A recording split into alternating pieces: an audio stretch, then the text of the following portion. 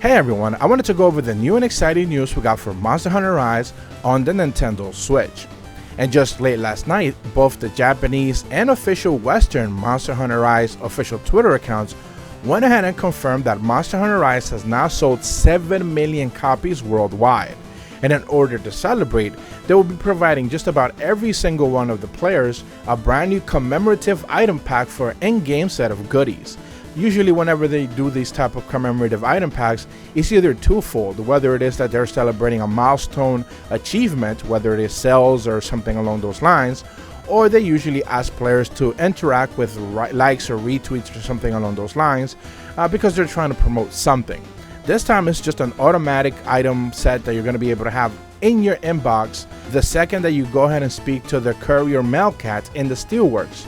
And you make your way down to the add-on content and have access to whatever white item sets you have yet to claim. As you claim them, you should be able to have a notification on your screen telling you that you have already downloaded and have access to whatever those items are. And this basically Camera Pack 3 Big Hit Celebration item set will be including a couple of interesting new items, obviously 30 brand new Mega Potions, 20 well-done steaks, 10 large barrel bombs, 5 Mega Demon Drugs, and 5 Mega Armor skins. So usually whenever we get these couple of item sets, they usually provide us with a couple of just filler things that sometimes are a little bit harder to come by. Definitely the Mega Demon Drugs and Armor skins are something that probably people are not necessarily stacking up too much on because they're a little bit item intensive to get, but also because they don't seem to be able to use them all that much. And large barrel bombs in general, I don't think they've been used all that well since sleep bombing has kind of just about gone away. I haven't seen it being used all that much, but definitely the Mega Potions and stuff like that and well done steaks are often used in just about every single one of the hunts. But I guess the bigger takeaway here is the fact that Monster Hunter Rise has now sold just about 7 million copies, and this is, a little bit dated. It's actually a little bit over 7 million copies worldwide, just being a Nintendo Switch exclusive release just about 2 months after launch, which is extremely impressive. First and foremost, you need to consider a couple of things. First is that the fact that if you look at the top 10 best-selling Nintendo Switch games are all first-party Nintendo titles. So chances are, by the time that it's all said and done, and obviously even before probably by the end of the year, Monster Hunter Rise is going to be in the top 10 best-selling games Switch of all time, and it's a third-party game from Capcom. So it's definitely going to be the best-selling third-party game, period. There's just no way to go about it. It is just extremely popular and is doing extremely well worldwide. You also need to consider that eventually this game will be on PC. So that means the audience will most likely double worldwide because, they are going to try to have a little bit of a Western appeal with higher definition visuals, better frame rates, and stuff like that. So Capcom is definitely happy that they supported the Nintendo Switch with at the very least a timed exclusive with this title because, they are definitely reaping the rewards. And that's actually not just supported by fan theories, but also Capcom themselves. Recently, they had their fiscal report where investors basically got to ask some of the company's high officials a couple of questions. And we actually got a couple of answers and some really interesting ones specifically focused for Monster Hunter Rise in general. And I actually want to go over those very quick. One of the investors asked Capcom, or one of the Capcom representatives, what is your pipeline strategy for medium and long-term releases? Their answer was, Capcom's answer that is that we aim to achieve growth over medium to long term by continuing stable releases of multiple major titles each fiscal year, while expanding the sales catalog and titles globally. Another question that was followed up right after that was, what is your strategy for increasing IP value going forward? Capcom response was, for existing IPs, we aim to increase their value by maximizing sales volumes for catalog items in addition to regularly releasing new titles within the series. It's quite challenging to create a hit in an all-new IP, however, we do aim to increase the probability of doing so by focusing on creating high-quality titles. And this one is specifically the one that's related to Monster Hunter Rise, as is part of this trio of questions. One of the investors decided to ask, how would you evaluate the performance of Monster Hunter Rise at this point in time? And do keep in mind, this was actually as of, I believe, the beginning of May, end of April. So this is actually about a month old. And even then, they were already saying that they were extremely happy about the game. Capcom's response was, the title has exceeded our internal expectations for the fiscal year that ended in March 31st of 2021.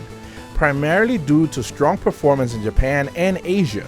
We believe there's still plenty of potential for additional growth in the US and European markets, and will continue to focus on growing sales globally with the launch of the PC version. So in that response, automatically Capcom is stating a couple of things. One, obviously they're happy with the sales, and this is obviously before they even sold 7 million copies just on the Switch alone. But they're saying that primarily their biggest bulk of sales, and this is actually being backed by a couple of reporters, I believe is what they're usually called, like the NPDs people or whatever, that in Japan there's like over 50% total sales. So in Japan it's like the driving factor for the sales for Monster Hunter Rise, but also Asia in general is a big supporter of the game. That's not saying that Europe and North America isn't doing very well, but obviously the big bulk of the sales is happening in Asia and Japan. But also the second part of the statement is that they're basically saying like they are planning to grow sales, but it's actually going to come off the back of the PC version. You have to remember that PC gamers in general are going to be expecting higher fidelity, definitely higher resolutions, higher frame rates, obviously support for mods and stuff like that, cross-gen, cross-play, all those type of things. So, you know, maybe if the PC port is a good enough port, is going to be able to get a lot of attention. I don't necessarily know if it's going to have the same appeal as Monster Hunter World or even Iceborne did for PC players, but if they do anything, you know, substantially a good enough of a port job, they should be able to appeal to a wide variety of players that on PC are usually a little bit more snobbish about visuals, where on the Switch, you know, it is what it is. It is considered obviously a hybrid system, but a lot of people just play it as a handheld, so it comes with the sacrifices that you expect it to have. So definitely Capcom is happy with the sales. This is even before the 7 million sales figures were hit. It doesn't necessarily seem too much of a surprise to me to expect this game to do at the very least 10 to 12 million sold copies before the end of this year. And for that, I basically say that they haven't even put this game on sale yet. You know, it hasn't necessarily dropped out of the $60 price range, and Capcom is very good at putting up discounts on the eShop. So this game will most likely, by the time that we are seeing a PC release, perhaps in February or March of next year, you should be able to expect to see a Monster Hunter Rise for around $20 to $25, maybe even $30 on the eShop. So as a base game for $30, which what we would expect it to be, a much more rather complete experience with a whole bunch of new monsters and a bunch of additions that we should be able to get in going forward into the year, yeah, I think that's definitely going to be a very appealing package for people.